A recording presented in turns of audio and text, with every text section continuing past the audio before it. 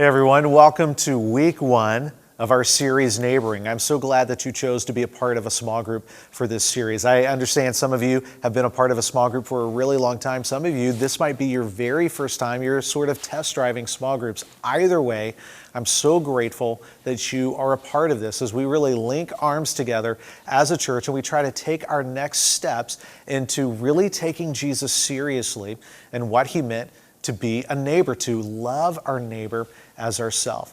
Now, week 1, we dove into this story, this exchange that Jesus had with a religious leader. He showed up really trying to pick a fight with Jesus. He wanted to test Jesus.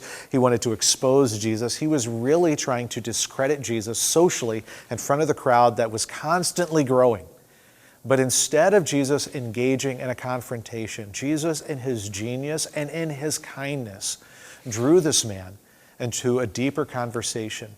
And we get to be drawn into a deeper conversation with Jesus. And before we go any further, I just want to ask you this question.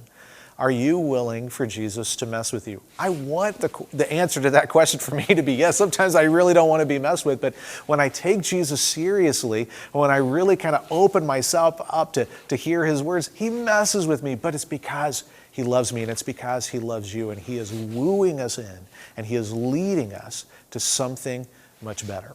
So Jesus tells this cleverly crafted story about a man who's been beaten and left to die on the side of the road, and religious leaders pass over him, but it's the Good Samaritan who comes and loves him. And the whole point was to help this guy really reckon and come to terms with, it's not about what you know. It's not about the rules that you keep. It's do you love? Do you love God with all of who you are? And do you love other people? And this guy asked a question trying to justify himself, and I feel like I can relate to that. I ask those kind of questions because I'm trying to protect my ego. I'm trying to protect this story that I'm telling myself about myself. And he asked this question, well, who is my neighbor? And Jesus just flips that on its head because this guy, for his entire life, had been looking at it wrong. He had been operating upside down. It's not about who's your neighbor, and this is really our series thesis. The real question is, are you a neighbor? And I can relate to this question. Can you relate to this question? Jesus, just give me a list of rules. Just tell me what I got to do. Tell me what I shouldn't do. Give me some handholds here, Jesus. Just give me the rules. But Jesus really changes that. What Jesus says, it's about who you are. And when we are in Christ, we become new people.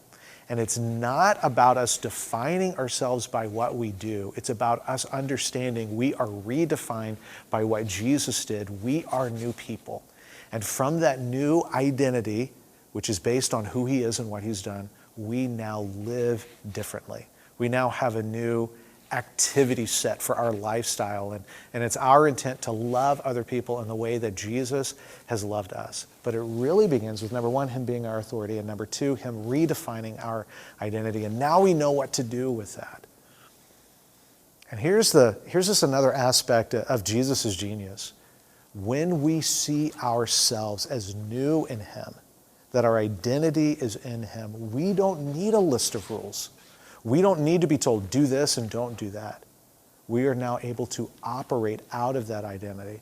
You don't need someone to tell you, this is what you should do for your neighbors, this is what you should not do for your neighbors. This is how you should be at work, this is how you should not be at work. When you see yourself as redefined by Jesus, when you see yourself as a carrier of love, you will know what to do. You will know how to serve the needs of the people that you encounter. One of the things that we tried to be honest about is, in the story that Jesus told, it was clear this is what this guy's needs were, but so many of the people that we encounter, we don't know what their needs are. They're not obvious to us. And so us taking seriously what it means to be a neighbor means, you know what? We need to get to know people. Probably the best way to start is to know their names. I don't know how to know somebody without knowing their names. We shared a quote from the book, The Art of Neighboring, that part of loving somebody is knowing their name.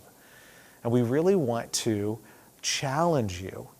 Do you know the names of your neighbors? Whether you live in an apartment building, whether you live in a neighborhood, do you know your neighbors? That's a starting point to being a neighbor. Your small group leader is about to ask you some great questions. I hope you enjoy that conversation. My invitation to you is to not only engage with the questions, but to take, even if it's a tiny step, take a step into vulnerability. Let's drop our guards. Let's let Jesus mess with us a little bit, but let's let other people really get to know us. That's part of what small groups is all about.